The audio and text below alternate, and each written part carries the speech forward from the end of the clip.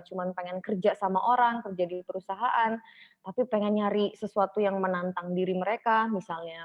Terus pengen, banyak yang pengen berkontribusi juga ke lingkungan, ke masyarakat di sekitarnya. Nah, itu tuh karakteristik yang sangat khas di generasi kalian sebenarnya.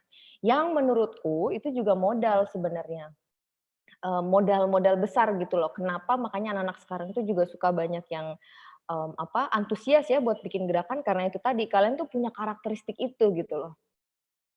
Nah, terus, ada salah satu riset juga nih yang menyebutkan, jadi, tahun 2018 kita di-riset ternyata Indonesia itu negara nomor satu yang, bisa dibilang paling dermawan sedunia gitu ya. Jadi emang indikatornya tuh, ada 3, aku lupa apa aja tapi, kalau nggak salah keinginan untuk, berdonasi, keinginan untuk menjadi relawan, sama keinginan untuk menolong orang yang tidak dikenal kalau nggak salah indikatornya itu, ada 3 itu.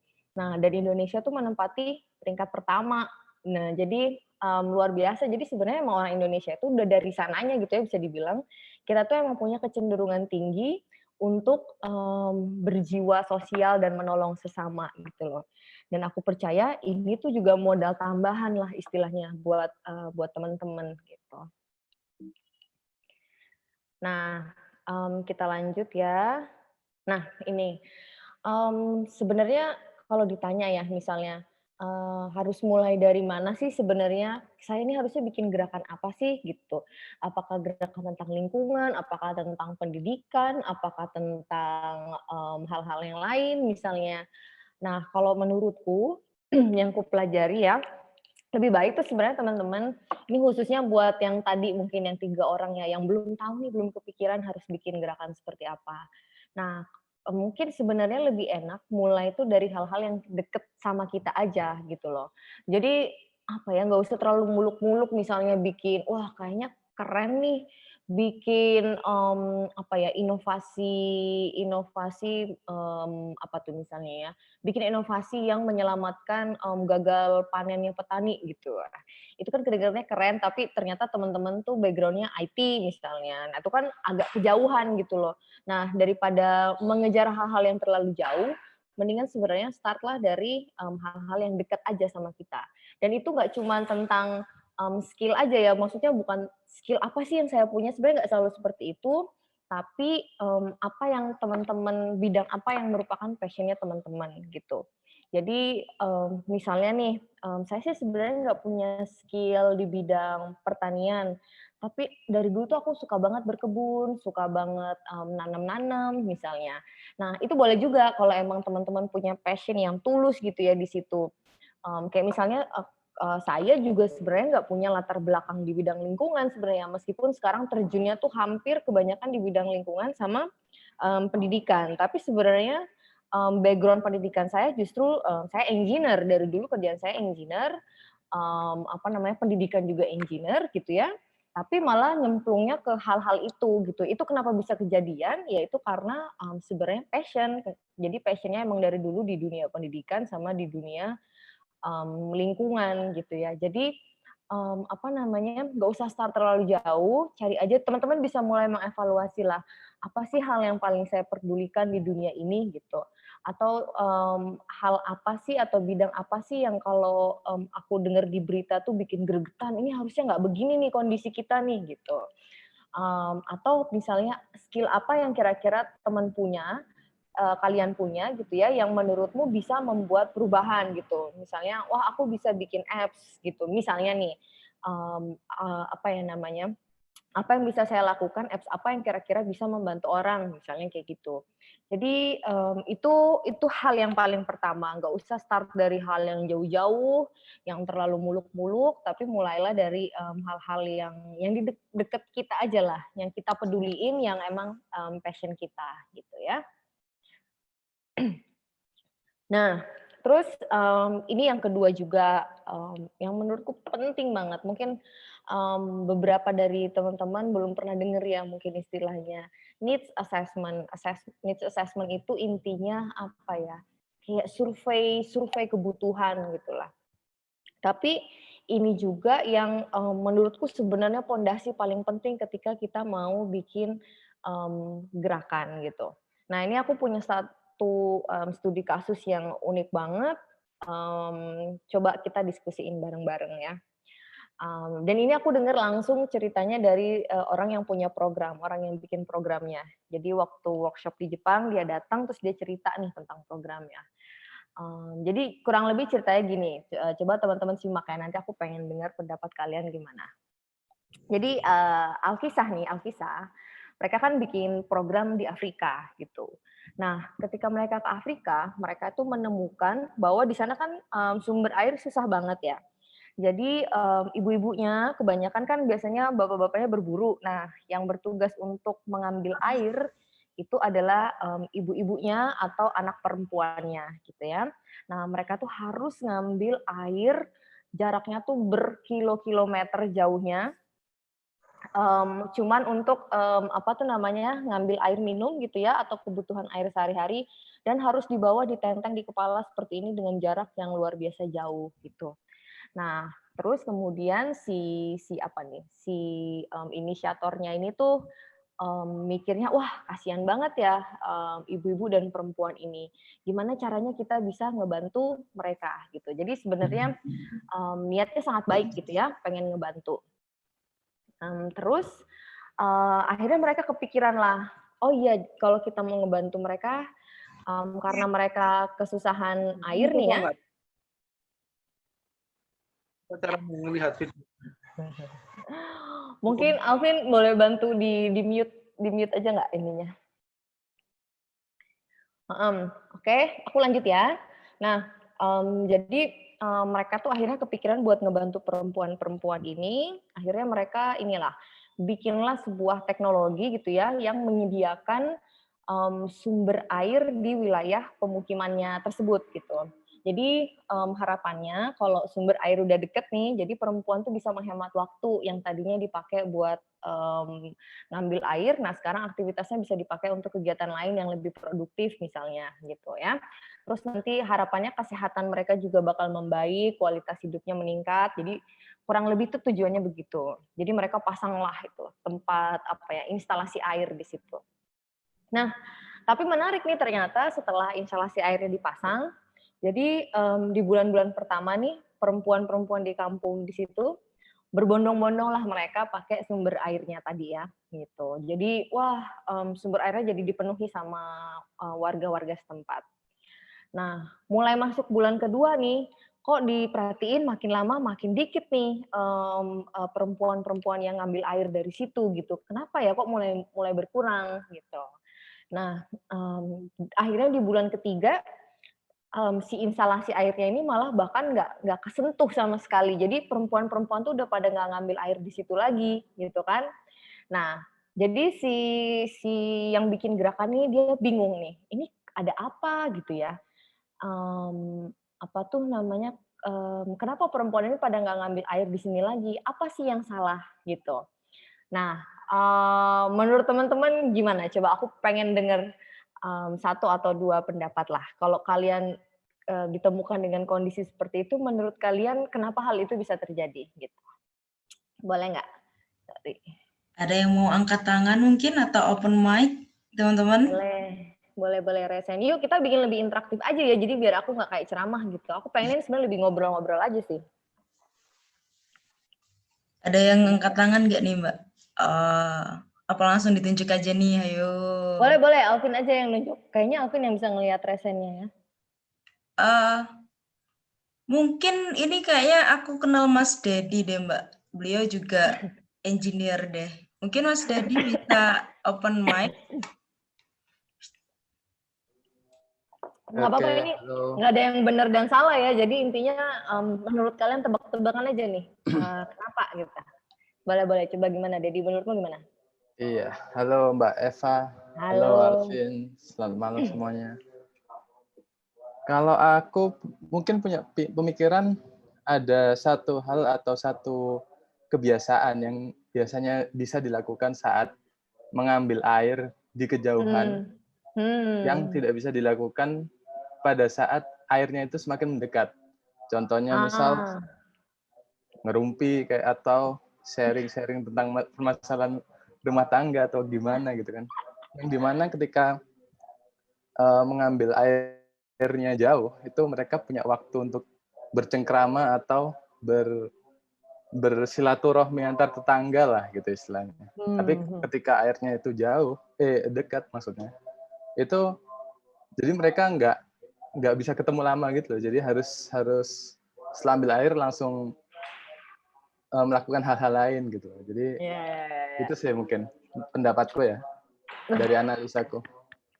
Tapi mantap. Tapi jawabannya, ini pernah dengar cerita ini sebelumnya nggak ada?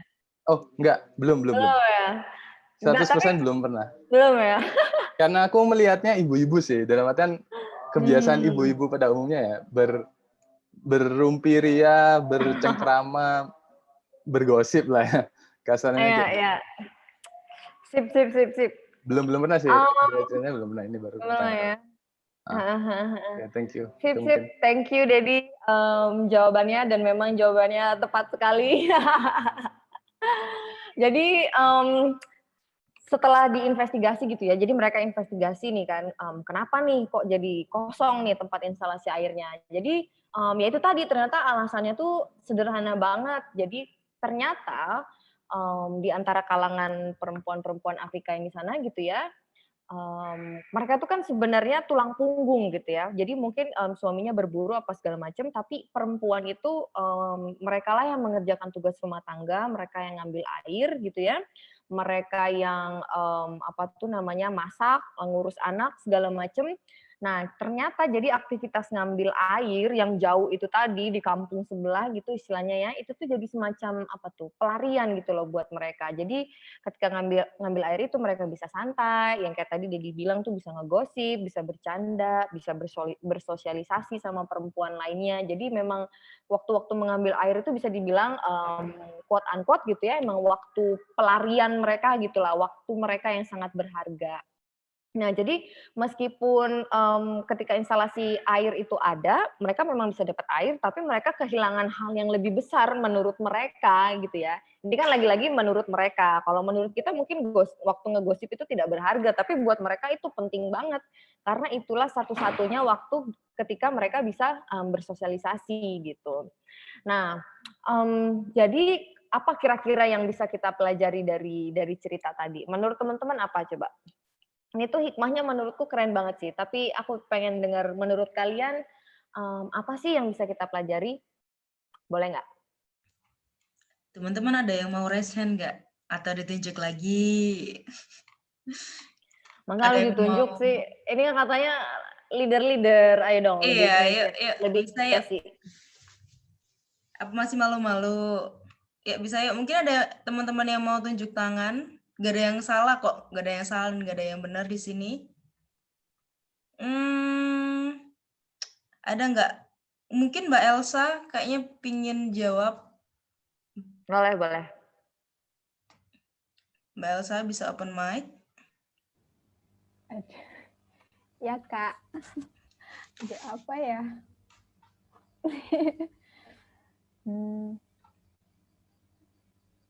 Apa tadi Kak yang ditanyakan? Ya. Ya intinya apa yang bisa dipelajari lah. Iya, hikmahnya. Yang bisa dipelajari dari ngambil air yang jauh itu, selain ada rasa kekeluargaan antar tetangga, juga menghibur diri mungkin. Nggak tahu. Oke. Yang lain mungkin ada punya ini apa, tebakan yang lain nggak? Atau analisa yang lain? Teman-teman ada yang mau jawab lagi?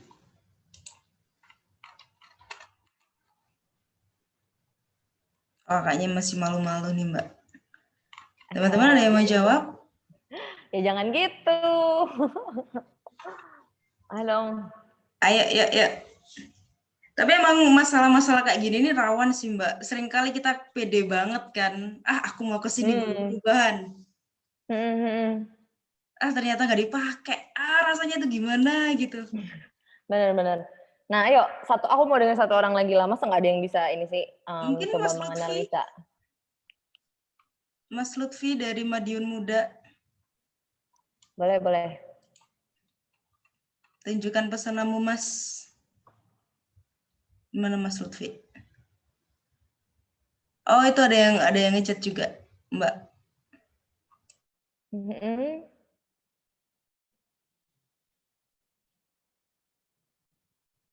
Ngechatnya apa nih?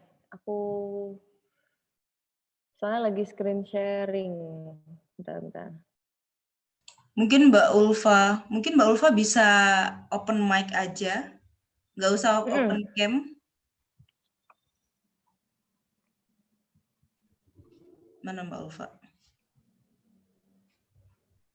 Mbak Ulfa. Halo. Udah masuk. Masuk. Udah. Gimana menurut Ulfa gimana? Makasih waktunya ya Mbak. Dari case-nya tadi sih, ini case secara keseluruhan ya. Memang niat baik itu baik, maksudnya niat baik dari inisiatornya itu baik, tetapi niat baik itu nggak selalu betul. Jadi kita perlu penilaian. Maksudnya di sini mungkin penilaian yang seperti Mbak katakan tadi ditayangkan di depan, bahwa kita need assessment atau penilaian dari beberapa sisi, baik tadi kebudayaan, terus kemudian ada di situ. Jadi tidak hanya apa yang dibutuhkan, tetapi yang dibutuhkan itu dari beberapa sisi itu dilihat. Begitu, Pak. Jadi harus ada ukurannya kayak gitu. Juga ada, terus kemudian peraturan, terus dan segala hal yang harus dapat dilihat secara menyeluruh ya, tidak hanya suatu kebutuhan air itu tadi. Tapi di sisi lain itu juga ya tadi itu, bahwasanya itu ada NGO sendiri gitu loh buat ibu-ibu. Kita nggak bisa, oh cuma butuh air kayak gitu. Jadi perlu penilaian secara menyeluruh. Oke, jadi key points-nya ini ya, butuh penilaian secara menyeluruh gitu ya. Sip, itu pengamatan thank you. atau analisis. Butuh pengamatan atau analisis. Sama-sama Mbak. Iya, keren.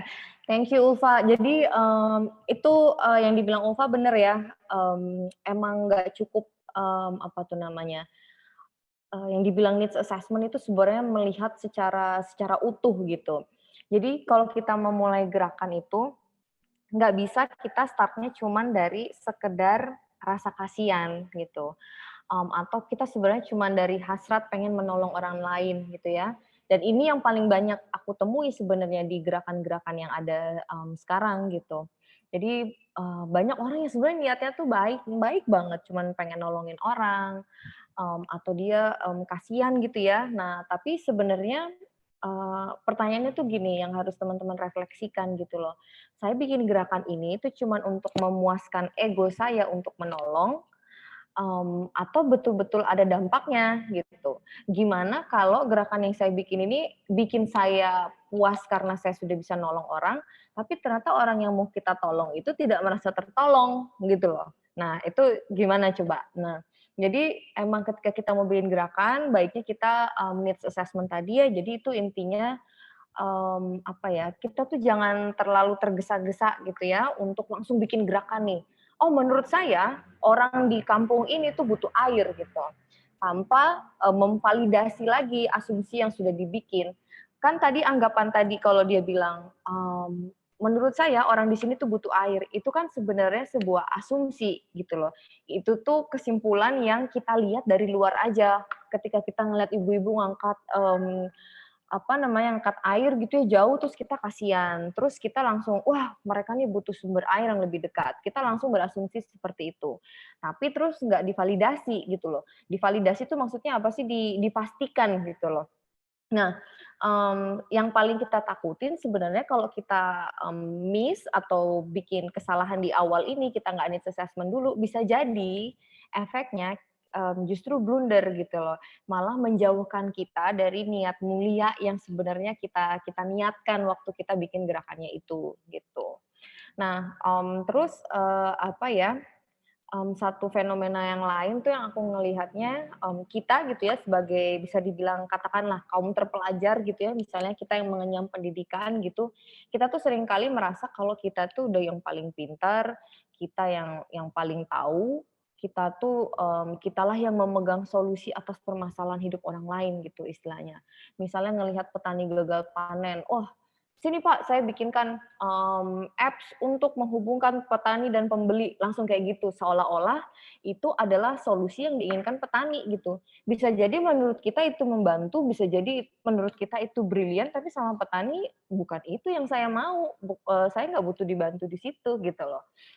Itu yang kita harus hati-hati banget, dan kita emang harus harus ingat kalau orang-orang yang kita mau tolong itu ya, jadi apapun background mereka, mau mereka masyarakat prasejahtera misalnya, atau orang-orang yang putus sekolah, atau gelandangan misalnya, atau kaum difabel dan lain-lain, mereka itu juga sebenarnya makhluk yang berdaya gitu ya. Jadi mereka tuh juga punya pemikiran, dan siapa yang paling tahu kondisi mereka itu yang nggak lain dan nggak bukan adalah mereka sendiri, bukan kita gitu loh. Kita tuh kan istilahnya orang luar gitu ya, yang datang mau menolong gitu. Nah, padahal yang tahu kondisi mereka persisnya seperti apa itu ya mereka sendiri. Jadi needs assessment itu memang idealnya kita tuh emang betul-betul take times gitu ya untuk berinteraksi, ngobrol sama mereka, kita galilah lebih dalam gitu ya. Jangan takut misalnya asumsi yang kita bikin di awal tadi, maksudnya tuh yang asumsi, oh mereka membutuhkan air. Nah, ternyata setelah kita validasi, kita ngobrol, kita survei mendalam dengan perempuan-perempuan di Afrika sana, ternyata itu salah. Nah, jangan takut kalau asumsi kita di awal itu terpatahkan gitu. Oh, ternyata mereka bukan butuh air yang lebih dekat, bukan itu. Nah, ketika kita asumsi di awal kita itu terpatahkan, itu berarti sebenarnya kita punya kesempatan nih untuk meredefinisikan gerakan kita tuh sejak awal justru. Jadi bukannya udah jalan di tengah terus kayak tadi, wah ternyata instalasinya nggak kepake, ya percuma kan gitu. Kurang lebih sih sebenarnya needs assessment tuh seperti itu.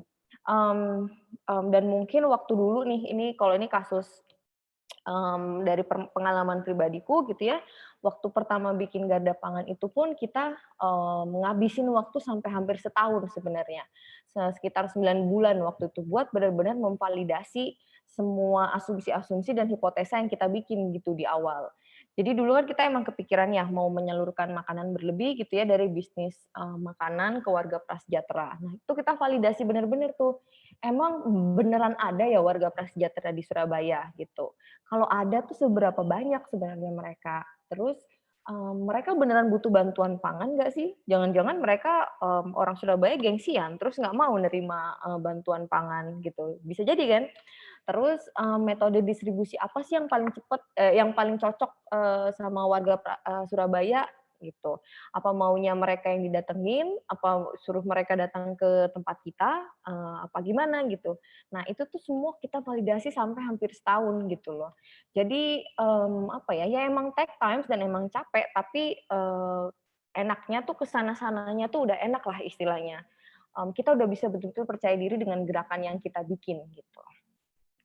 Kurang lebih sih intinya needs assessment tuh seperti itu. Nanti kalau teman-teman ada pertanyaan dikeep dulu atau tulis di chat aja, nanti kita bahas.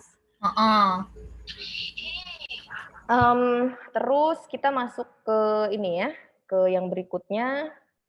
Nah, ini tuh kebalikannya. Jadi kalau impact assessment, needs assessment itu sebaiknya kita lakukan sebelum kita bikin gerakan gitu ya. Nah, kalau impact assessment ini sebaiknya kita lakukan ketika gerakannya itu udah jalan gitu ya. Jadi impact assessment itu artinya adalah survei dampak yang kita bikin gitu. Jadi seberapa efektif sih gerakan kita gitu ya. Jadi hal-hal seperti kalian pernah nggak, misalnya tadi siapa ya, satu orang yang sudah punya gerakan gitu ya, kamu pernah nggak mikir, bener nggak sih gerakan yang udah aku bikin berapa misalnya 2 tahun ini tuh betul-betul berdampak, tapi kalau berdampak atau enggak tuh gimana cara ngukurnya? Nah itu tuh taunya dari impact assessment namanya, jadi pengukuran dampak. Nah ini aku punya cerita lagi ya. Nah, ini aku harap teman-teman lebih interaktif di sini. Jadi ini studi kasus yang lain gitu ya. Ini aku ceritain dulu. Nah, jadi alkisah nih. di suatu tempat waktu pandemi corona datang gitu ya. Jadi ada komunitas gitulah ya, ada komunitas mereka berinisiatif, niatnya baik, berinisiatif untuk bagi-bagi masker gratis gitu ke warga Surabaya. Mereka bagi-baginya di jalan raya gitu ya. Nah, akhirnya setelah beberapa lama mereka tuh udah bisa berhasil membagikan 1.000 masker gratis gitu. Dan akhirnya mereka ini ya bangga lah ya dengan penuh kebanggaan gitu. Oh, kami merasa telah berkontribusi pada masyarakat. Kami telah melakukan sesuatu di masa pandemi corona ini gitu. Nah, ternyata yang mereka nggak tahu dari 1.000 masker yang mereka kasih gitu ya secara cuma-cuma itu ke warga, ternyata cuman 30% aja nih dari penerima maskernya itu yang betul-betul ambil maskernya terus betul-betul dipakai gitu. Cuman 30%. Jadi cuman ya berapa tuh? 300 dari 1.000 gitu. Nah, sisanya ternyata 40% penerima itu sudah punya masker yang lebih baik lah istilahnya ya. Terus 25% sisanya itu apa ya? Mereka tuh beranggapan oke sih masker gratis, tapi ini bahannya nggak enak bahannya karena murahan bikin gatel di kulit gitu. Jadi mereka nggak mau pakai. Terus habis itu yang 5% sisanya tuh emang ya udah emang nggak pengen pakai masker aja. Nah, gimana tuh menurut teman-teman gitu? Bayangkan kalau si gerakan ini itu tidak mengukur itu gitu loh. Jadi mereka ya udah habis bagi-bagiin, wah udah tuh ditulis dengan bangga ya, kami telah membagikan 1.000 masker gratis, titik.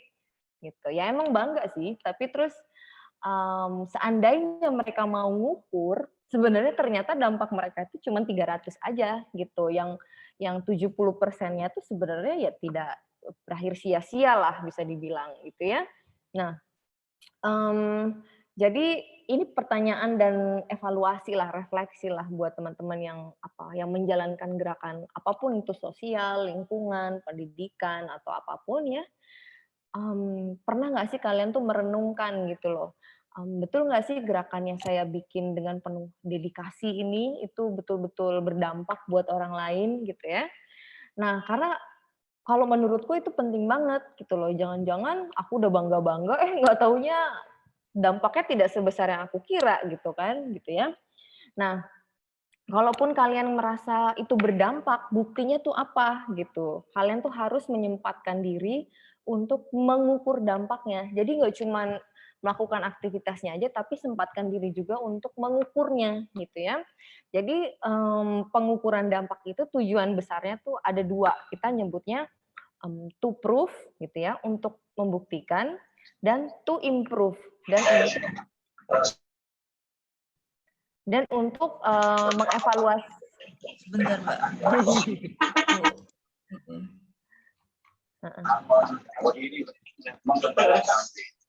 Ini sebenarnya pelatihan. Oh, aku bukan host, Mbak. Oh, oke. Siapa nih?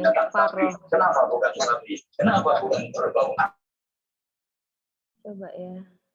Mana Faro? Boleh di mute dulu ya. Bapak Ibu jelaskan ya. Bahwa Hostnya siapa? Udah belum, Mbak? Udah kayaknya. Udah ya, oke. Oke, makasih.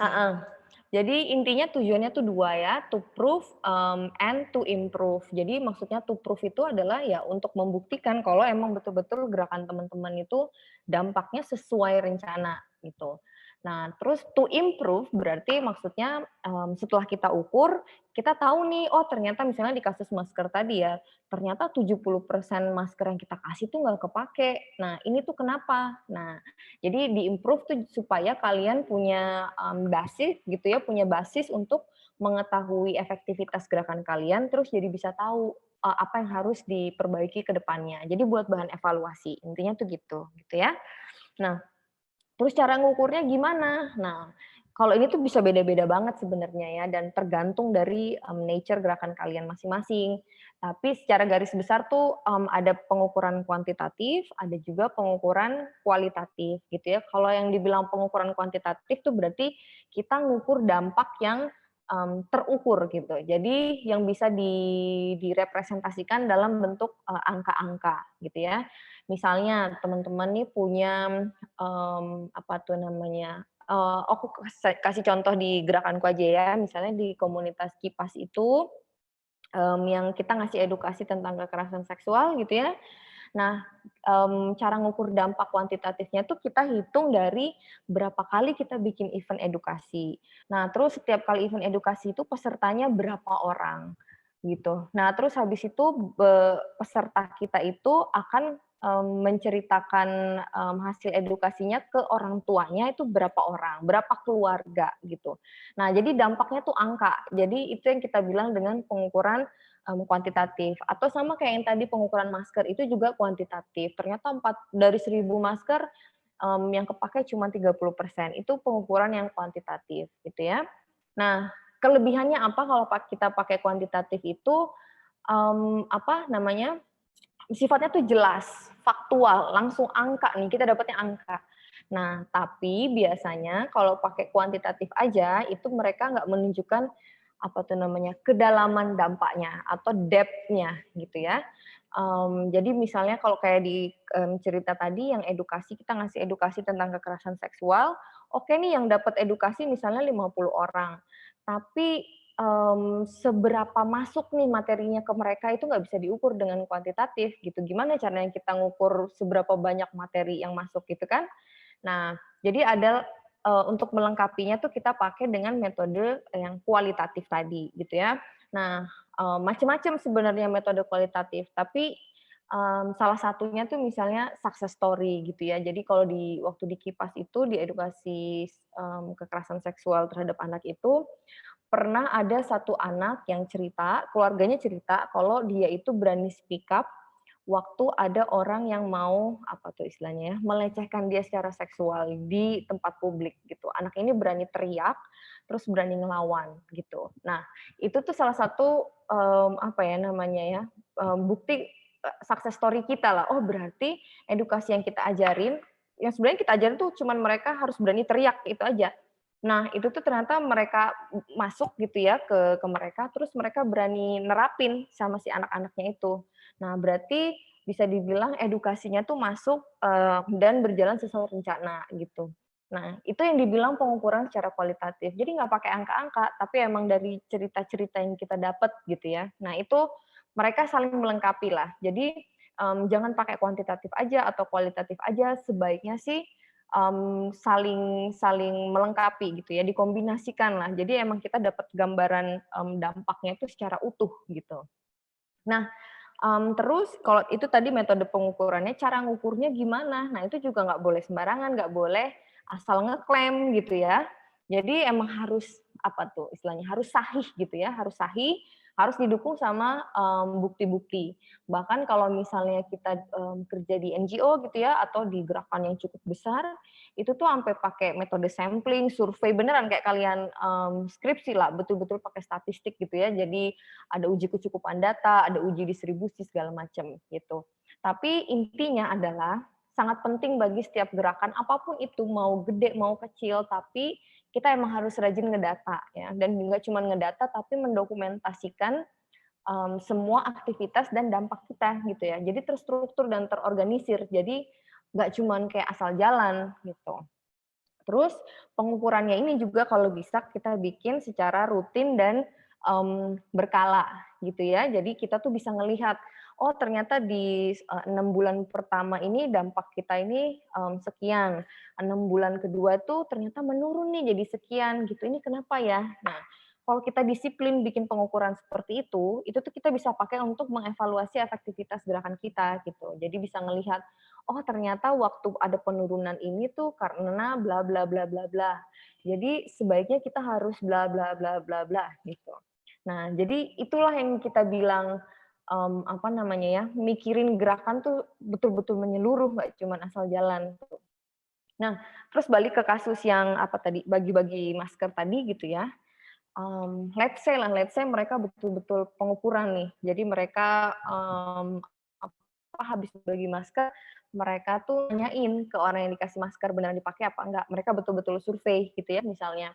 Nah, Terus mereka ketemulah angka yang tadi itu, masih ingat nggak yang cuma 30% yang make maskernya, terus berapa tadi 40% kalau nggak salah itu mereka udah punya masker yang lebih baik gitu ya. Kan teman-teman lihat nih dia aja ngasih ke mobil-mobil kan, bisa jadi orang yang udah punya mobil tuh kan ya udah punya masker yang lebih oke lah, yang lebih lebih bagus gitu ya. Nah, 25% sisanya kan bilangnya rasanya gatel. Nah, jadi bisa dievaluasi tuh, oh ternyata cuma 30% yang pakai masker kita, karena kita tuh ngasihnya di jalan-jalan. Waktu kita ngasih di jalan, itu kan sebenarnya orang kita nggak tahu ya latar belakang mereka seperti apa. Bisa jadi orang tajir banget, bisa jadi orang yang sudah punya masker gitu. Nah, gimana caranya supaya 100% nih pencapaian kita, 100% masker yang kita kasih itu betul-betul dipakai.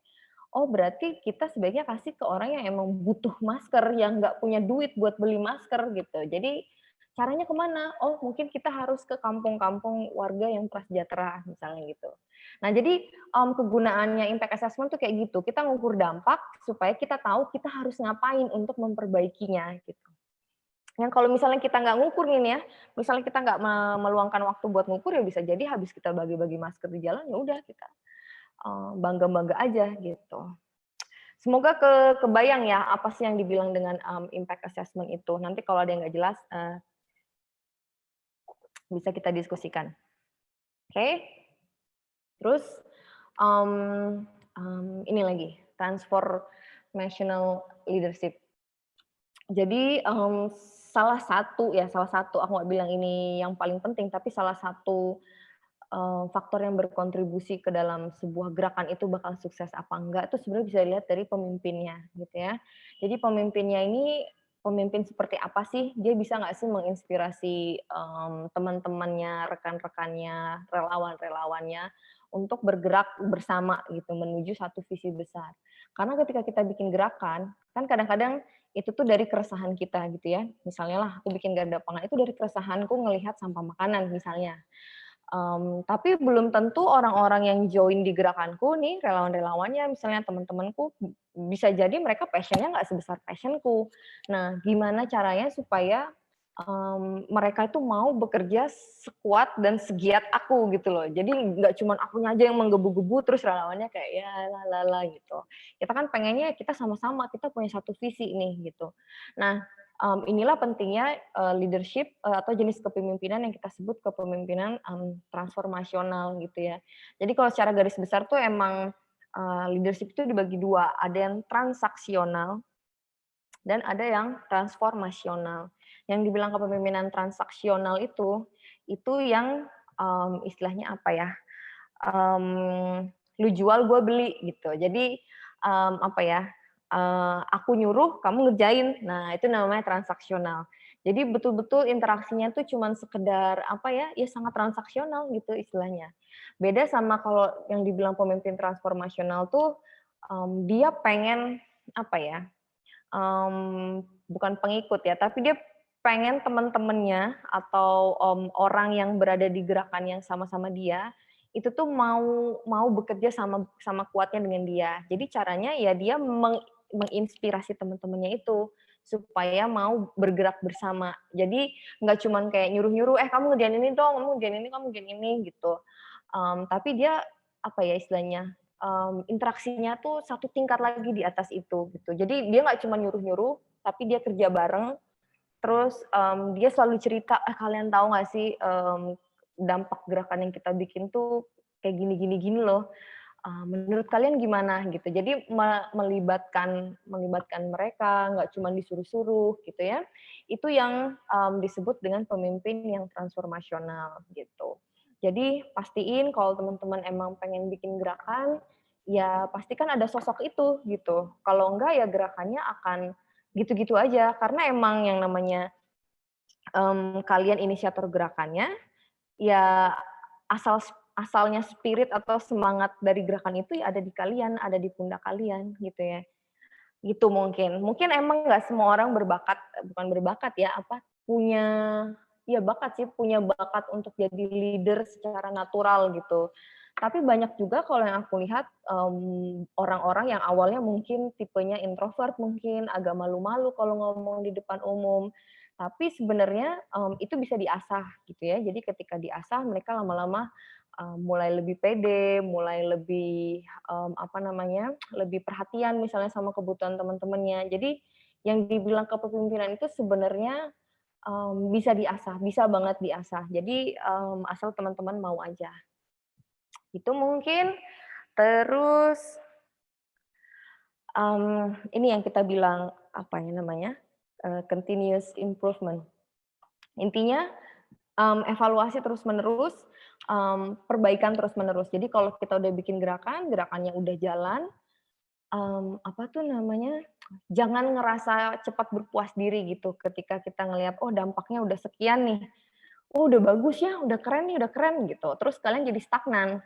Ketika kita cepat berpuas diri tuh kita jadi kayak nggak ada motivasi atau nggak ada cambuk buat memperbaiki gerakan kita. Sedangkan yang bikin gerakan itu bisa jalan terus adalah kalau ada inovasi itu. Jadi intinya carilah ruang-ruang di gerakan kalian yang masih bisa diperbaiki itu di mananya sih? Atau misalnya kalian sejauh ini udah memberi dampak atau membantu 100 orang. Gimana caranya kita bisa ngebantu 200 orang ya gitu. Jadi cari terus tuh ruang-ruang untuk berinovasi gitu. Dan yang namanya inovasi itu sebenarnya harus dibikin bareng-bareng gitu ya sama teman-teman gerakan kalian. Jadi jangan cuma yang berinovasi itu atasnya doang, bawahnya tuh ngerasanya, ih apaan sih ini, ngapain kita kayak gini gitu ya.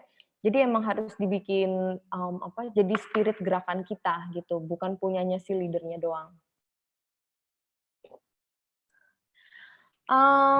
Lanjut nih, semoga teman-teman nggak ngantuk ya. Ini salah satu kualitas yang juga penting banget menurutku, tapi being perseverant and resilient gitu ya. Jadi apa istilahnya ya, gigih dan tahan banting nih kalau ini ya istilah terdekatnya di bahasa Indonesia. Jadi intinya tuh kalau misalnya gerakan kita ada kenapa-kenapa gitu ya, menghadapi tantangan atau cobaan di tengah jalan, jangan gampang patah semangat gitu intinya. Jadi coba terus, selalu gigih gitu, dan konsisten. Jadi sebenarnya kalau teman-teman pikirin gitu ya, yang Garda Pangan lakukan tuh kan sebenarnya cuman sesimpel mengambil makanan dari resto, dari hotel, dari wedding segala macam, terus kita distribusiin ke kampung-kampung gitu. Sebenarnya sesimpel itu.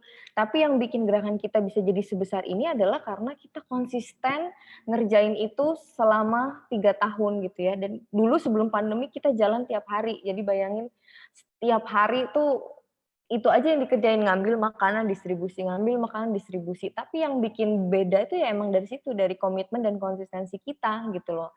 Dan berapa banyak coba, aku yakin teman-teman juga udah pernah ngelihat, banyak sekali gerakan yang semangat, anget-anget tai ayam gitu ya. Jadi semangatnya di awal, terus habis itu udah lama-lama relawannya hilang, nggak kedengeran lagi, udah mulai males-malesan, udah deh hilang di tiup angin gitu. Nah, kita kan nggak mau bikin gerakan yang kayak gitu ya, kita mau bikin gerakan yang sustainable, yang ada terus gitu ya. Nah, ya itu tadi, ketika kita ketemu sesuatu, ya harus tetap gigih, terus rajin-rajin bikin inovasi-inovasi baru yang bikin kita di gerakan tuh juga nggak bosen gitu. Nah, ini ada konsep yang namanya tuh locus of control. Jadi ini dulu kebetulan materi teh aku ya, tugas akhirku. Jadi emang ternyata di pemimpin-pemimpin yang dibilang inspirasional, itu tuh ada satu kualitas yang namanya mereka punya internal locus of control. Jadi locus of control itu intinya adalah perspektifmu dalam melihat masalah gitu. Jadi ada dua nih, ada orang yang locus of control-nya internal atau ke dalam, ada yang punya locus of control-nya tuh eksternal atau keluar. Maksudnya gimana? Jadi gini contohnya, misalnya kalian UTS lah ya di kampus gitu, terus dapat nilai jelek. Nah, kalau kalian punya locus of control internal, kalian akan merasa bahwa apapun yang terjadi sama kalian, itu tuh karena kesalahan kalian, bukan salahnya orang di luar sana gitu loh, bukan salahnya Tuhan, bukan salahnya faktor X dan segala macam. Jadi kalau nilai UTS kalian jelek, ya udah kalian rasanya oh iya emang Kemarin tuh aku belajarnya nggak terlalu niat sih gitu. Terus sistem kebut semalam waktu itu, jadi wajar sih kalau nggak maksimal. Nah, orang yang locus of control internal tuh akan berpikiran seperti itu.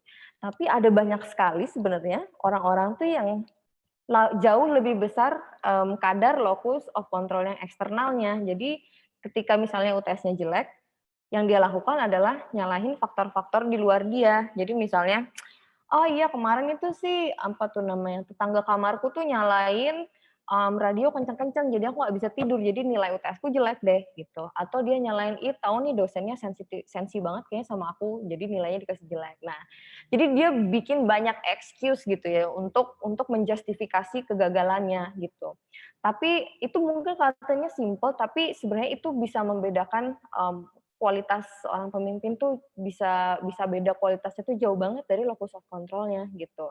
Jadi kalau orang yang punya locus of control internalnya lebih besar, ya dia ngerasa emang saya yang memegang kontrol atas takdir saya dan hidup saya ke depannya gitu. Jadi kalau mau bikin gerakan saya bagus, ya emang harus dari saya yang bikin gerakannya bagus, bukan dari orang luar gitu. Nah, kalaupun kita dapat bonus-bonus gitu ya, misalnya, wah ternyata ada media yang mau ngeliput misalnya, atau kita dapat ucapan selamat nih dari pemerintah misalnya, apa segala macam misalnya ya. Nah itu tuh bonus-bonus aja gitu loh. Tapi yang menggerakkan gerakan itu emang dari dalam kita gitu loh. Jadi kita nggak nunggu supaya gerakan kita dihormati sama orang misalnya, tapi emang kita yang bergerak ke arah sana. Itu kurang lebih tentang locus of control. Mungkin teman-teman bisa mulai tuh evaluasi, saya ini locus of control internal apa lebih gedean yang eksternal ya. Dan kalau emang biasanya kalian nemuin masih suka nyalahin faktor-faktor di luar sana, mungkin udah waktunya kalian untuk evaluasi juga gitu ya. Alvin, mungkin itu aja sih dari aku. Itu tuh sebenarnya sintetis dari pengalaman bikin beberapa gerakan lah. Nah, kalau misalnya teman-teman punya pertanyaan atau apa yang mau didiskusikan, atau misalnya ada yang nggak setuju gitu ya, aku Kak menurutku nggak kayak gitu deh, dulu pengalamanku begini juga. Feel free, go ahead untuk kita ngobrol dan diskusi sama-sama gitu ya. Gitu mungkin Alvin. Oke, makasih Mbak. Aduh, aku merasa tertapuk, terjungkal setelah mendengar Mbak beneran. Aku jadi nge-rethink lagi gerakanku yang udah aku bikin sama teman-teman selama 2 tahun. Oke teman-teman, seru banget buat diskusinya. Jujur aku sendiri juga dapat banyak insight dan barusan kayaknya ada yang udah raise hand Mbak. Kayaknya ada yang nggak sabar tanya. Silakan Mas Zaki Ardi. Sorry, Iya, aku Mbak. boleh izin ke kamar mandi bentar nggak? Bentar aja ya. Oh, silakan. Iya. Bentar. Oke.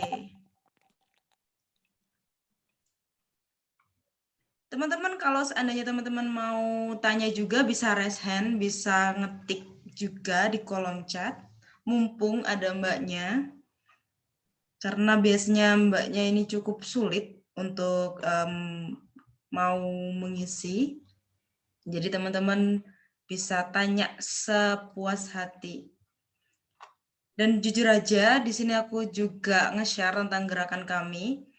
Kami juga pakai survei yang dikatakan sama Mbak Eva. Jadi teman-teman waktu daftar di kelas ini itu sekalian survei kenapa, itu juga jadi acuan kami. Apakah kelas ini layak atau enggak? Apakah kelas ini bisa diteruskan atau enggak? Salah satunya adalah dengan survei yang nyampur dengan pendaftaran. Kayak gitu. Silakan Mbak, ini ada Mas Zaki Ardi udah melambai-lambai tangannya. Silakan Mas, bisa open mic dan open cam.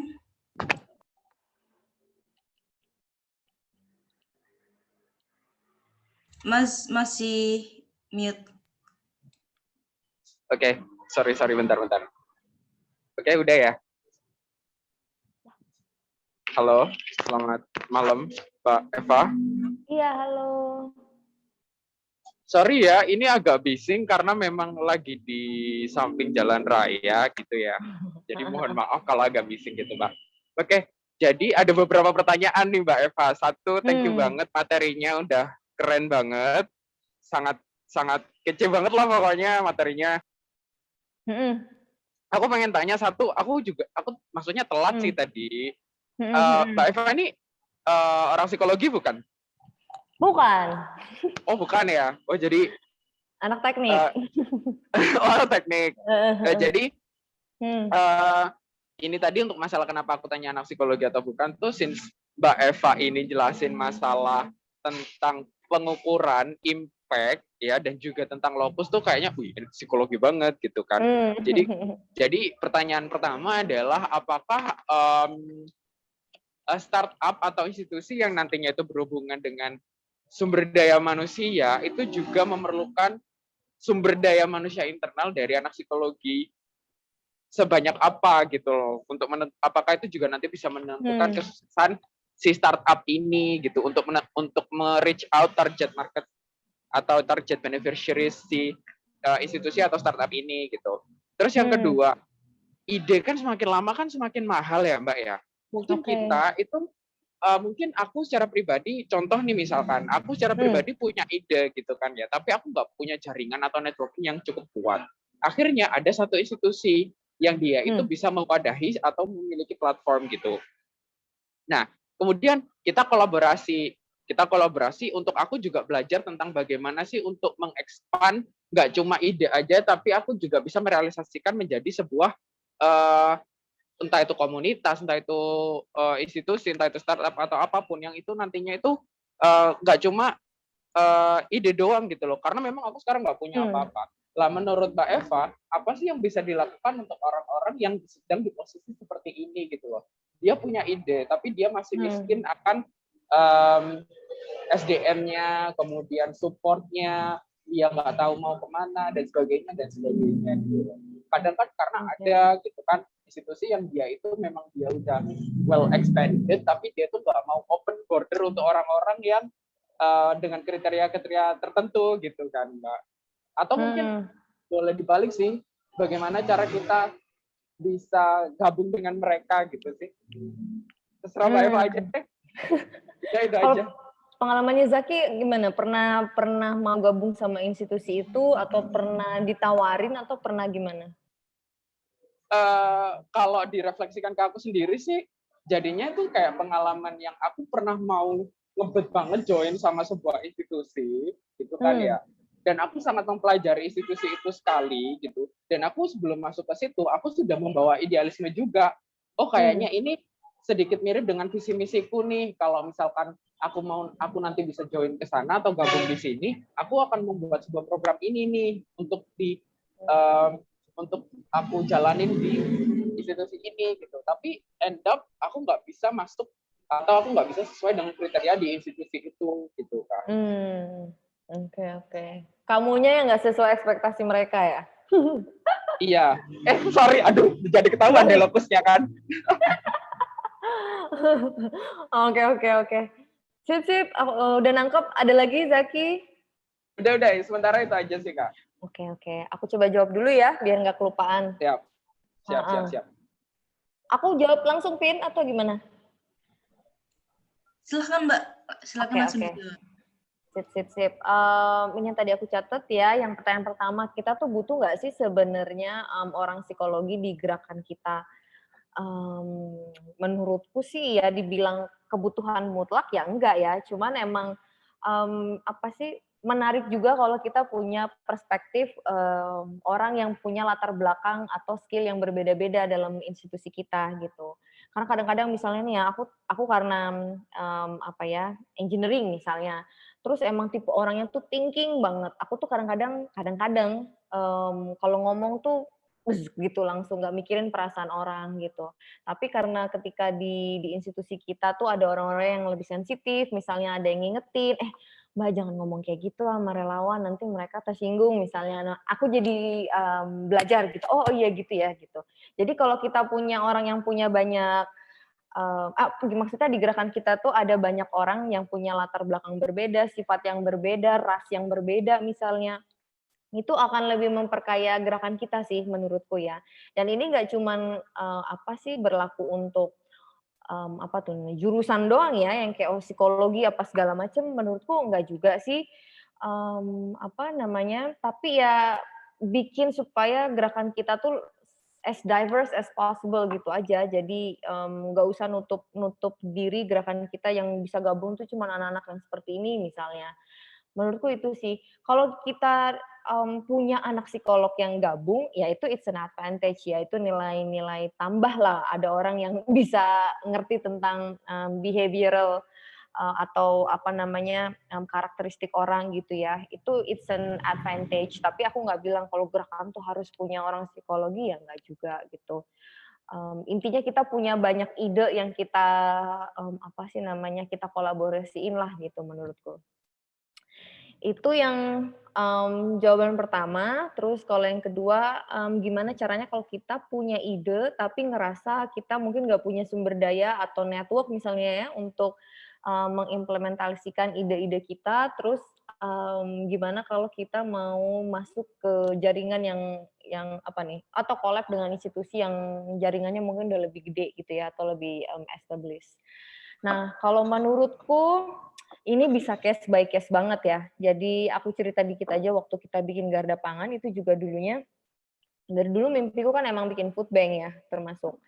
Nah, waktu itu cari-cari ini nih, cari-cari info. Sebenarnya di Indonesia tuh udah ada food bank belum sih? Di Surabaya tuh udah ada food bank belum sih? Kalau udah ada, ya udah ngapain aku bikin baru kan istilahnya. Ya udah aku join aja dan kita gerak sama-sama di situ.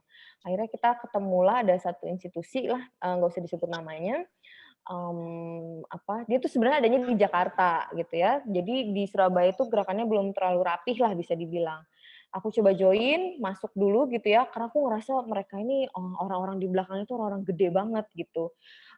Akan lebih mudah gitu ya untuk mengkontribusikan ide-ideku di gerakan yang udah gede ini, aku pikir dulu gitu. Tapi ternyata jalan beberapa minggu, aku mulai ngerasa loh kok kayaknya idealisme kita nggak sama nih gitu.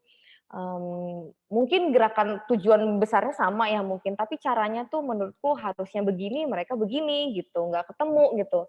Dan menurutku itu hal yang prinsipil yang nggak bisa ditoleransiin gitu ya waktu itu.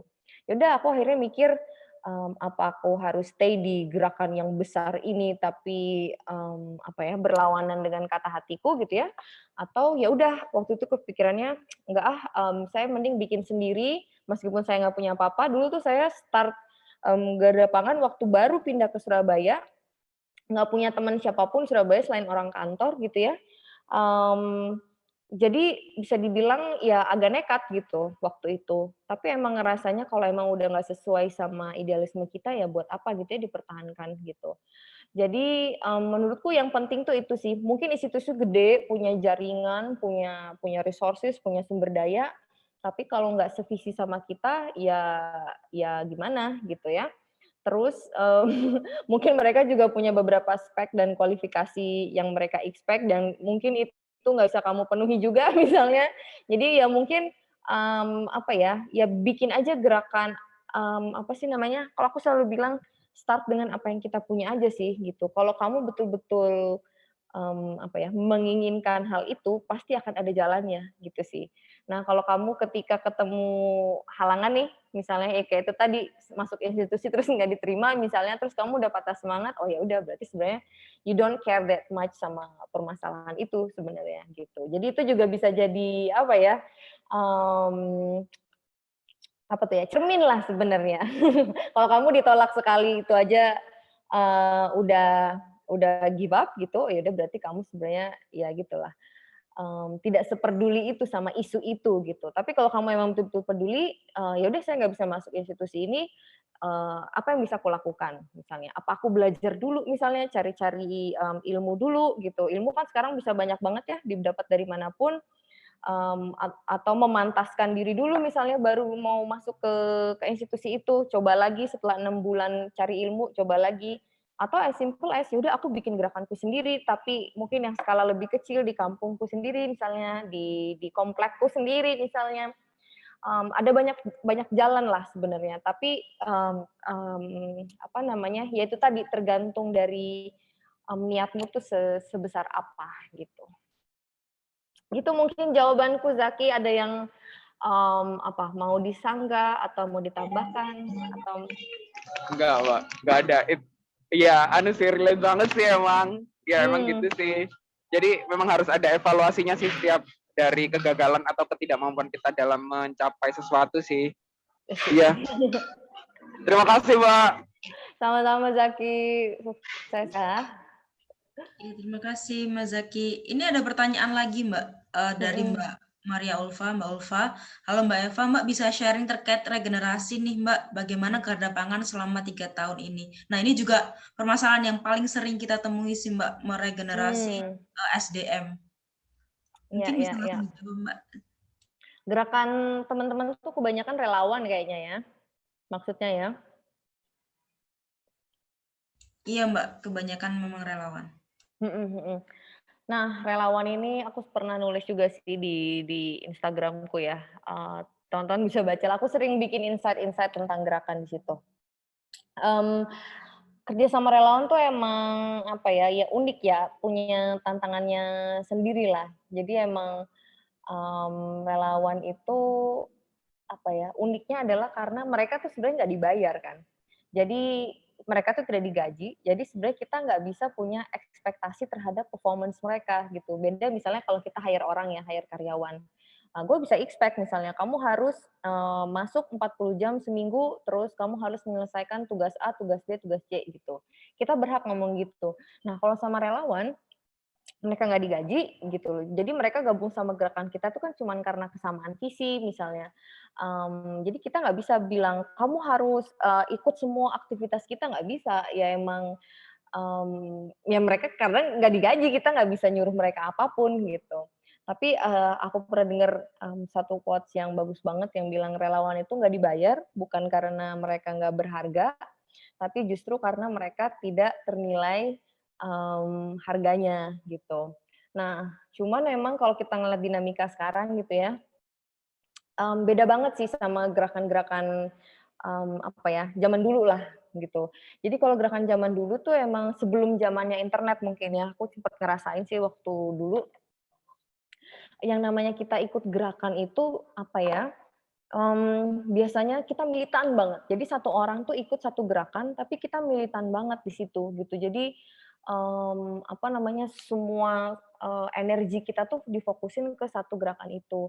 Nah bedanya sama sekarang tuh kan ya gerakan macam-macam lah ya, membludak lah di mana-mana dari skala kecil, yang lahir di pojokan kampus, mau yang sampai skalanya nasional, internasional. Mulai dari karena kesamaan ideologis, kesamaan visi, kesamaan ras, kesamaan agama, kesamaan cita-cita. Jadi ininya pun motivasinya pun banyak gitu ya bikin gerakan tuh. Jadi sekarang tuh gerakan kayak banyak banget gitu dan bedanya sekarang tuh satu orang bisa dengan mudah pindah dari gerakan satu ke gerakan lain atau nggak usah pindah deh tapi join gerakan satu dan gerakan lain. Jadi kalau dulu tuh biasanya satu orang ikut satu gerakan tapi sangat militan, kalau sekarang satu orang tuh bisa ikut sampai berapa, 4-5 gerakan gitu ya. Tapi ya gitu, biasanya kadar loyalitasnya juga ya gimana, karena harus bagi waktu kan. Jadi nggak bisa semilitan itu gitu. Nah, jadi kalau sekarang pun tuh ada apa ya, bisa dibilang ada rule of thumb-nya. Jadi bisa dibilang loyalitas relawan tuh kalau sekarang maksimal berapa sih? 20% lah. Jadi misalnya dari 100 orang relawan yang dulu daftar, paling yang bertahan di tengah-tengah itu cuma 20 orang gitu, dan itu udah biasa gitu, itu udah rahasia umum lah ya gitu, istilahnya gitu. Nah, tapi emang kita nggak bisa, apa namanya, ini tuh dinamika kerelawanan saat ini, kita nggak bisa lawan gitu loh. Jadi emang daripada kita mencak-mencak gitu ya sama relawan-relawan kita, "Kok nggak ada yang loyal sih, kok kalau rapat nggak ada yang mau datang?" Ya mendingan kita berdamai dengan itu gitu. Maksudnya berdamai dengan nature-nya kerelawanan adalah emang, apa namanya, kefanaan gitu loh istilahnya, emang relawan itu fana gitu. Nah, apa namanya, kalau aku ngelihatnya sebenarnya, keloyalitasan relawan itu basisnya ada 2 biasanya. Ini pengalamanku pribadi ya, ini sama sekali nggak ada di jurnal-jurnal apa, enggak. Menurutku yang pertama itu kesamaan visi, yang kedua emang, kecocokan gitu atau kompatibilitas lah ya. Jadi, dan dua-duanya ini harus ada. Kalau kita mau bikin relawan tuh loyal, dua hal ini harus ada, nggak bisa cuma ada satu gitu. Nah, misalnya nih, kesamaan visi tuh, bisa aja nih misalnya relawan tuh gabung karena mereka ngelihatnya, wah ini gerakannya aku banget nih, visiku banget nih. Misalnya kalau garda pangan, aku tuh peduli banget sama food waste. Garda pangan ini gue banget gitu misalnya. Terus dia join lah gerakan ini. Tapi ternyata terus lama-lama dia ngerasa kok sama relawan lain dia kok nggak nyambung, jokes-jokesnya nggak nyambung gitu ya. Terus dia ngerasa terasingkan gitu misalnya sama relawan-relawan lain. Ujung-ujungnya pasti nggak akan bertahan lama juga gitu. Nah, dan sebaliknya, berlaku sebaliknya misalnya. Ada orang yang join garda pangan nih misalnya ya, oh anak relawan-relawannya garda pangan kok kayaknya seru-seru ya, asik-asik gitu, mau join ah gitu. Jadi dia joinnya itu karena kecocokan sebenarnya, bukan karena visi gitu ya. Nah, tapi akhirnya setelah dia gabung, dia ngerasa nih, kok aku punya cita-cita ini terhadap food waste, aku pengen food waste itu musnah dari Surabaya, tapi kok teman-teman yang lain kok nggak sevisi ya, teman-teman lain kok cuman mau, apa namanya, cuman mau jalan-jalan doang waktu distribusi makanan gitu. Itu ujung-ujungnya nggak akan nyaman juga dia di gerakan itu. Jadi ujung-ujungnya pasti bakal cabut juga gitu. Jadi ya memang apa namanya, dua hal ini yang harus kita asah. Nah, kabar baiknya, dua hal ini sebenarnya bisa diasah gitu ya. Jadi yang pertama yang kesamaan visi tadi itu gimana caranya kita asah, itu caranya ya kita sering-sering apa tuh namanya, diskusi yang lebih intensif lah ya. Jadi terus kita persilahkan relawan-relawan kita atau teman-teman kita. Jadi nggak cuman terlibat dalam operasionalnya aja, tapi juga terlibat menentukan arah dan kebijakan gerakan gitu. Jadi intinya tuh sering-sering ngobrolin tentang visi gerakan kita gitu intinya. Jadi nggak cuman misalnya yang atas-atasnya ini bikin bikin program, terus nanti teman-teman yang lainnya ngejalanin. Jangan kayak gitu, mereka nggak akan punya rasa memiliki terhadap visinya itu, kalau mereka pun nggak dilibatin, gitu. Nah, kalau yang kedua tadi yang kecocokan itu, nah kecocokan ini juga gimana ya, bisa dibilang tuh emang nggak bisa dipaksain sih gitu ya. Tapi mungkin bisa kita tingkatkan dengan ya itu tadi biasanya memperbanyak bonding-bonding lah ya. Jadi banyakin acara yang lebih santai, keluar makan bareng, karaoke bareng, apa piknik gitu ya, yang nggak bahas kerjaan tapi apa namanya ya fokus di memperkuat ikatan kita aja sama teman-teman yang lain gitu. Tapi ya itu balik lagi, kalau kecocokan tuh emang gimana ya, nggak usah terlalu dipaksain lah, kalau emang dia nggak cocok gitu, ya udah nggak apa-apa. Emang relawan tuh gitu, emang cocok-cocokan gitu, nggak usah dipaksain, gitu. Tapi ya emang, in the end yang namanya kita kerja sama relawan tuh ya emang harus siap ditinggalin gitu ya. Kalaupun kita ketemu relawan yang loyal nih ya, in the end tuh emang ada masanya ketika mereka misalnya nih udah bisa jadi karena nggak cocok lagi, atau bisa jadi karena hal-hal yang sangat teknis, misalnya kayak udah lulus, terus dia pindah kerja di luar daerah, udah berkeluarga misalnya, terus jadi fokusnya udah lebih banyak ke keluarganya gitu. Jadi itu emang hal-hal yang tidak terhindarkan. Jadi, gimana caranya supaya gerakan kita jalan terus, ya emang kita harus bikin sistem rekrutmen yang berkelanjutan gitu ya. Jadi emang harus regenerasi untuk ngegantiin mereka yang hilang gitu. Itu emang keharusan gitu ya, dan metodenya seperti apa itu bakal beda-beda banget tiap tiap apa namanya, tiap gerakan. Gitu mungkin. Gimana Mbak Ulfa? Mungkin Gimana, menjawab nggak? Atau ada yang mau ditanyain lagi? ini sebenarnya waktunya udah mepet Mbak, cukup buat Oke. closing. Tapi ada satu pertanyaan. Tapi Boleh kalau boleh boleh. memang, oh boleh. Oke, jadi pertanyaannya itu dari Mas Huda. Jadi dia punya gerakan namanya itu RPL, Razia Perut Lapar. Yang notabene bergerak di bidang sosial yang berbagi sesuap nasi. Nah, di sini kendala mereka ketika turun ke jalan itu dapat berbagai respon. Salah satunya adalah orang-orang yang menurut mereka mampu, tapi ternyata mereka ingin juga jatah tersebut. Nah, bagaimana cara teman-teman untuk meminimalisir hal tersebut? Kayaknya di Garda Pangan mungkin ada permasalahan yang seperti ini juga sih, Mbak. Monggo Mbak silakan dijawab. Iya boleh nih, karena kebetulan ya, apa namanya, mungkin gerakan distribusi makanannya tuh mirip-mirip lah ya, mungkin yang bisa aku share tuh, ada beberapa lah. Ya tapi intinya emang kalau kita bikin gerakan itu nggak cukup niat baik doang, ya itu tadi termasuk salah satu implementasinya pun harus benar gitu. Jadi, kalau teman-teman bikin gerakan apa nih, razia perut lapar kan sebenarnya niat teman-teman kan ngebantu orang yang membutuhkan makan kan gitu ya sebenarnya.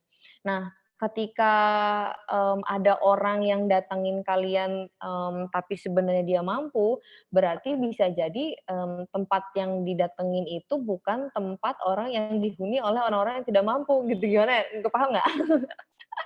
Jadi mungkin, yang perlu dievaluasi adalah, tempat distribusinya kalian itu, gitu. Jangan-jangan kita selama ini ngedistribusinya bukan di tempat yang benar, gitu. Bukan di tempat orang-orang yang butuh. Karena kalau orang yang betul-betul butuh, apa namanya, pasti harusnya nggak ada masalah-masalah kayak gini, gitu ya. Nah, mungkin sharing aja dulu di Garda Pangan. Cepet aja ya, Vin, ya, tinggal dikit ya waktunya. Apa, dulu tuh waktu kita di Garda Pangan, kita sempet waktu awal-awal banget ya, nyobain ngebagiin makanan itu ke orang di pinggir jalan gitu, dan aku yakin ini banyak banget nih sebenarnya gerakan-gerakan yang kayak gitu. Kasih ke tukang beca gitu ya. Nah, sampai di suatu hari, sekitar udah jalan seminggu gitu ya, kita ketemu ada satu tukang beca, waktu kita kasih makanan, ternyata di becanya tuh udah ada 2 nasi box. Yang berbeda gitu. Jadi mungkin nggak tahu dia lagi hoki mungkin ya dapat dari 3 orang yang berbeda mungkin. Tapi itu bikin kita mikir banget tuh, itu yang bikin kita evaluasi banget, jangan-jangan kita selama ini bukan ngasih orang yang tepat gitu loh. Jangan-jangan semua orang, ngasih di pinggir jalan sampai padahal sebenarnya orang yang betul-betul butuh tuh justru nggak di jalan gitu loh sebenarnya. Nah, akhirnya di situ kita, apa namanya, brainstorm gitu ya, terus kita pikir sebenarnya orang yang butuh itu paling banyak justru di kampung gitu, dan merekalah orang-orang yang biasanya paling tidak terjamah bantuan. Nah, jadi semenjak itu kita betul-betul ubah, metode distribusi kita, tapi kita langsung ke kampung gitu. Nah, kampung seperti apa yang menurut kita layak buat dapat bantuan itu betul-betul assessment, jadi betul-betul ada surveinya, datang ke lokasi itu, terus kemudian kita ngobrol sama macam-macam lah, ketua RT-nya, atau kalau kampung pemulung kan nggak ada ketua RT ya, ya tetuanya atau jagoannya di situ misalnya. Terus ngobrol tentang kondisi warganya, terus kita ngelihat langsung observasi rumahnya kayak apa betul mereka orang-orang yang membutuhkan. Terus sampai kita tanyain aspek-aspek yang lain tuh yang mungkin, nggak kepikiran loh. Jadi misalnya nih, apa namanya, saya punya, 50 makanan, tapi jumlah warga di kampungnya ada 100. Nah, itu karakteristik kampung juga beda-beda banget. Jadi ada kampung yang, "Nggak apa-apa Mbak, kalau 50 kita bagi rata, yang penting di sini semua, kita bagi," gitu. Tapi ada juga kampung-kampung yang modelnya, "Oh, kalau cuma ada 50 kita 100, mendingan nggak usah sama sekali, itu justru nanti bikin konflik sosial," gitu, malah bikin rusuh nanti di kampung. Nah, jadi kalian tuh juga harus, betul-betul perhatikan aspek-aspek teknis seperti itu gitu ya, ke aspek yang paling kecil sekalipun gitu. Terus misalnya orang yang kita mau kasih makan, itu dia, demografisnya seperti apa. Misalnya di kampung itu ternyata 50% lansia. Lansia itu, intoleran sama susu dan gula misalnya. Ya udah kita nggak boleh kasih kasih kue-kue gitu ke mereka yang banyak gula dan susunya, gitu. Jadi nggak asal, intinya tuh ngejalanin gerakan itu nggak asal, tapi semua aspek betul-betul diperhatiin dan kita evaluasi terus. Aku nggak bilang nggak ada pangan tuh perfect dari awal, enggak. Kita pun di awal-awal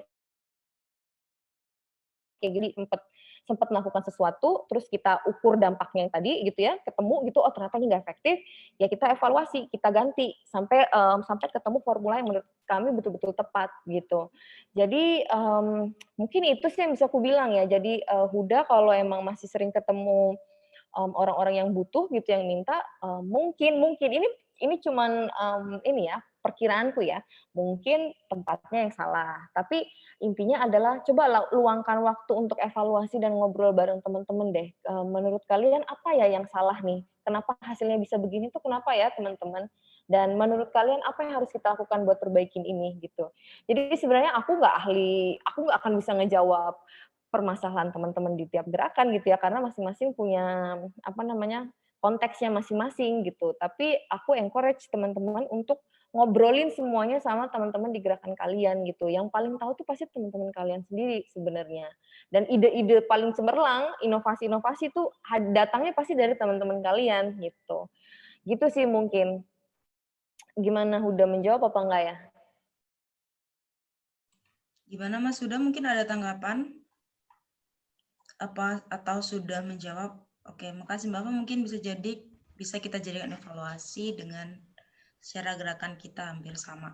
Oke Mbak, sebenarnya ini udah exceeding time. Mungkin Mbak Eva ada kata-kata penutup sebelum kita tutup acaranya.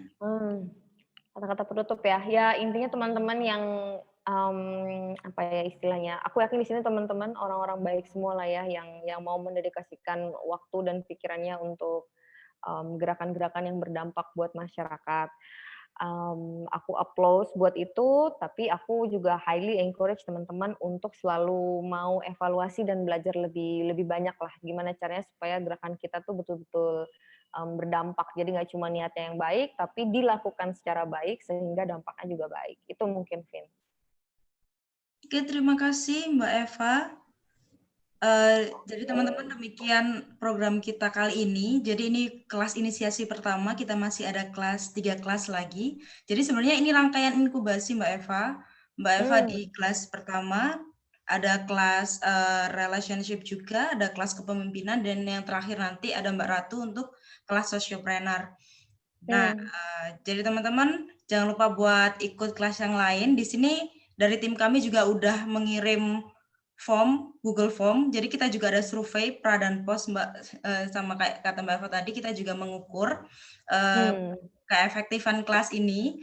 Teman-teman di sini juga kalau seandainya ingin ada kelas yang teman-teman pingin PYF menyediakan, bisa langsung klik aja di formulir tersebut. Terima kasih untuk malam minggunya Mbak Eva. Dan terima kasih untuk malam minggunya teman-teman. Udah 1,5 jam lebih kami dari Pasuruan Youth Forum bilang makasih serta banyak-banyak minta maaf apabila ada kesalahan kata. Demikian dari kami akhiri. Assalamualaikum warahmatullahi wabarakatuh. Terima kasih Mbak Eva. Waalaikumsalam. Thank you juga Alvin. Thank you teman-teman. Bye-bye.